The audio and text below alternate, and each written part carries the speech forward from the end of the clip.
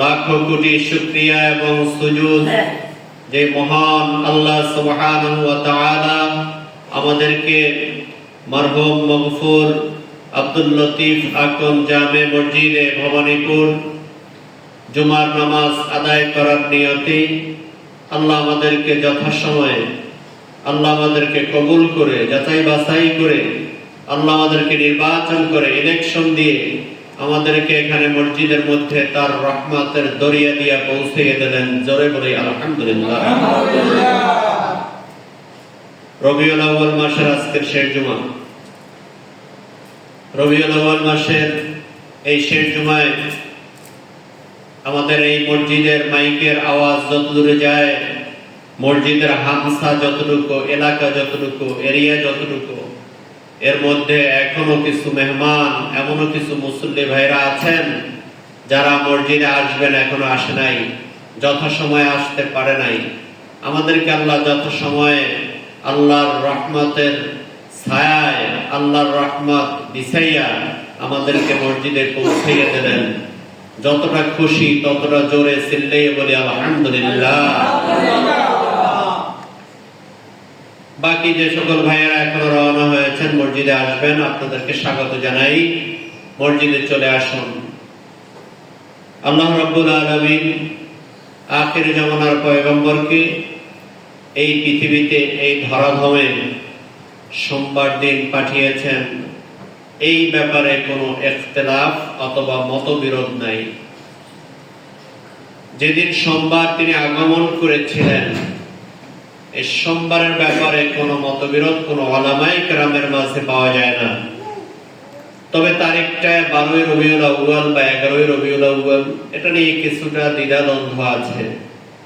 তারিখ নিয়ে দ্বিধাদ্বন্দ্বের আমাদের প্রয়োজন নাই। আমরা এতটুকু জানি, রাসূল যিনি পৃথিবীতে আগমন করেছেন ওই দিনটা ছিল সোমবার। কি বার বলেন? সোমবার। সোমবার। আল্লাহ রাসূল সাল্লাল্লাহু আলাইহি ওয়াসাল্লামের আগমনের পরে 63 বছরের ইহকালীন জীবন ত্যাগ করে আল্লাহ রাব্বুল আলামিন রাসূল পাক সাল্লাল্লাহু আলাইহি ওয়াসাল্লামের শেষ সমাপনী দুনিয়ার সময়টাকে শেষ করে দিলেন। আল্লাহ জিবরাইলকে পাঠিয়ে দিলেন, আমার নবীর কাছে সালাম দিয়ে দাও। আল্লাহ বললেন, জিবরাইল তুমি পৃথিবীতে যাও, আমার নবীর সাথে আমার দিদার, আমার জিয়ারত, আমাকে তার সাথে মোলাকাত করাইয়ে দাও। জোরে বলেন না সুবহানাল্লাহ। কোরআন শরীফের আয়াত, আল্লাহর রাসূল সাল্লাল্লাহু আলাইহি ওয়াসাল্লাম আরাফা দিবসে 10ম হিজরির আরাফা দিবসে আল্লাহর রাসূল আরাফার ময়দানে পাহাড়ে দাঁড়াইয়া 1,80,000 সাহাবীদেরকে সামনে নিয়ে রাসূল ভাষণ দিলেন। 1,80,000। কত লোক বলেন? 1,80,000 সাহাবীদেরকে সামনে নিয়ে আল্লাহর রাসূল ভাষণ দিলেন। ভাষণ দেওয়ার শেষে আল্লাহর রাসূল আল্লাহর দরবারে হাত উত্তোলন করলেন। হাত উত্তোলন করে আল্লাহর দরবারে বললেন, আল্লাহ গো, আমি তোমার এই দিন প্রচারের জন্য এই পৃথিবীতে আগমন করেছিলাম। আমি জানি না প্রত্যেকটা মানুষের সামনে আমি এই ইসলাম ধর্মকে পৌঁছাইতে পেরেছি কিনা, আমার দায়িত্ব শেষ করতে পারলাম কিনা। আল্লাহ রাব্বুল আলামিন কোরআন শরীফের আয়াত নাযিল করলেন। আমার সাথে পড়ুন, আউযু বিল্লাহি মিনাশ শাইতানির রাজীম।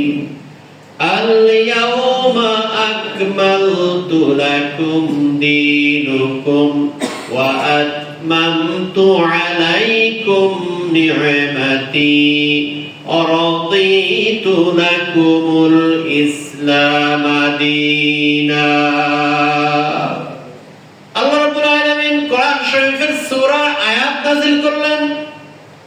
ও পয়গম্বর, আখির জামানার পয়গম্বর, আল ইয়াওমা আকমালতু দীনাকুম, আজকে আমি তোমাদের মাঝে আয়াত নাযিল পেয়েছি। জিবরাইল আমার কাছে এইমাত্র আয়াত নিয়ে আসলেন, আমার কাছে ওহী নিয়ে আসলেন। আল্লাহ জানাই দিয়েছেন, আল ইয়াওমা আকমালতু লাকুম দীনাকুম, আল-ইয়াওমা আকমালতু লাকুম দীনাকুম, আজকের তোমাদের সামনে যে ইসলাম ধর্মটা ছিল, মিল্লাতা আবিকুম ইব্রাহিম হুয়া সাম্মাকুমুল মুসলিমিন, মুসলমানদের ধর্মের সংস্কৃতির নাম হলো ইসলাম। এই ইসলাম ধর্মটা তোমাদের দীনাকুম, তোমাদের ধর্মটা আমি মুহাম্মদুর রাসূলুল্লাহ সাল্লাল্লাহু আলাইহি ওয়াসাল্লাম আজকের আল্লাহ রাব্বুল আলামিন পরিপূর্ণ করে দিয়েছেন। জোরে বলুন সুবহানাল্লাহ। আতমামতু লাকুম দীনাকুম ওয়া আতমামতু আলাইকুম নি'মাতি, আল-ইয়াওমা আকমালতু লাকুম দীনাকুম ওয়া আতমামতু আলাইকুম নি'মাতি ওয়া রাদিতু লাকুমুল ইসলাম দীনান। আল্লাহ রাব্বুল আলামিন বলেন, ও উম্মতে মুহাম্মাদী সাহাবীরা, তোমরা সকলে মনে রাখো, আল্লাহ রাসূল সাল্লাল্লাহু আলাইহি ওয়াসাল্লাম এই 10 হিজরির আরাফা দিবস থেকে এই তামাম পৃথিবীর ইসলামটাকে পরিপূর্ণভাবে আল্লাহ রাসূল পৌঁছে দিয়েছেন।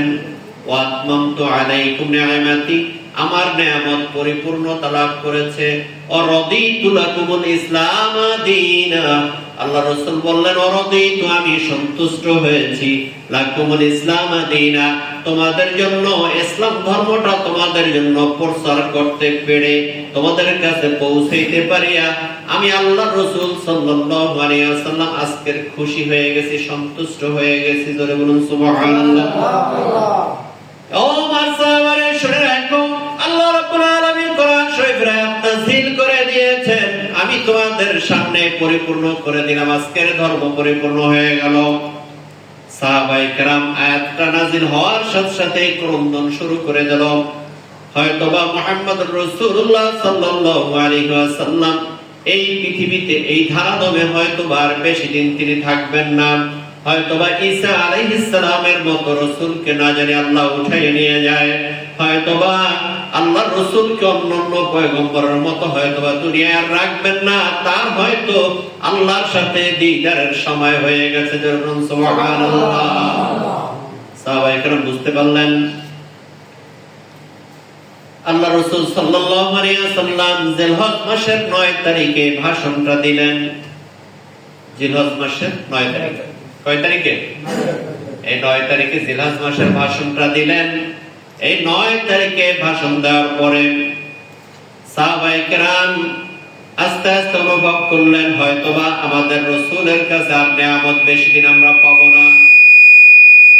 আল্লাহ রাসূল সাল্লাল্লাহু আলাইহি ওয়াসাল্লাম কোন বর্ণনায় আছে 81 দিন, কোন বর্ণনায় আছে 82 দিন, 81 দিন অথবা 82 দিন পরে 3 মাস পুরানো।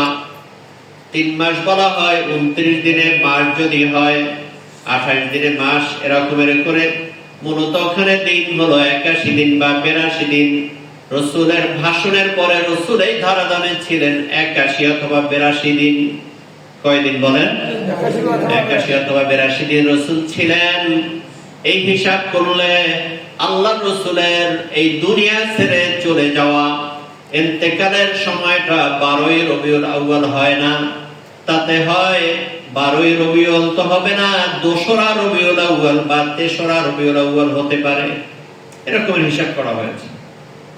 রাসূল পাক সাল্লাল্লাহু আলাইহি ওয়াসাল্লাম আল্লাহ রাব্বুল আলামিন রাসূলের কাছে জিবরাইলকে পাঠিয়ে দিলেন, আমার বন্ধুর কাছে যাও, আমার সালাম দিয়ে দাও।